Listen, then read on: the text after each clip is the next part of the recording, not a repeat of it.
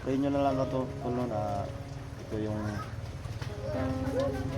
napili ko na bagong trabaho, no? So hindi na tayo tatagal tol kasi kailangan pa natin maghanap buhay, no? Panood.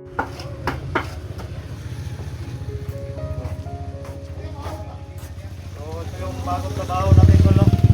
Mag-vlog tayo para income ba?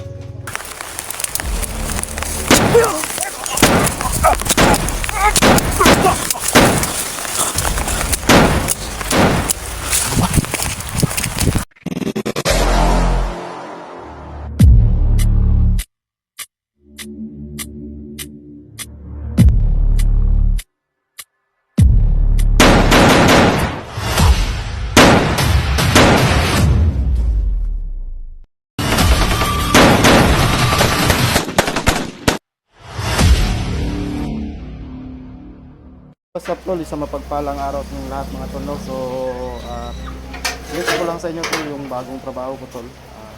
Magbuhay tayo, no? Kasi napakahirap ng sitwasyon sa bundok. Ang dami nating kalaban, pati yung pamilya ko nagdamay. So ito yung trabaho ko tol, naghalublag ako, no? Hindi pa ako masyadong gaano marunong. Nagpapaturo lang ako sa isang kaibigan din natin, no? So helper pa lang ako sa kanya. Kahit kunti, no, makakasahod naman tayo, alalay sa panggastusin sa bahay tol.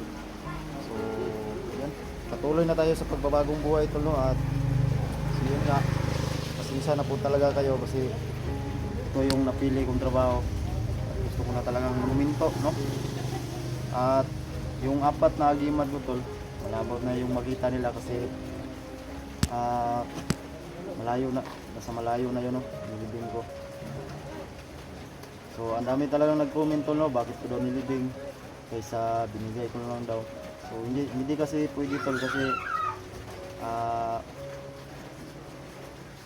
kusa talagang ano tol, no, ibigay sa akin yung ang diwata.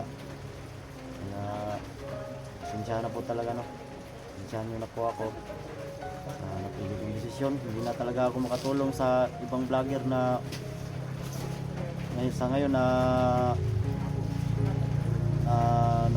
nakipaglaban sa bundok.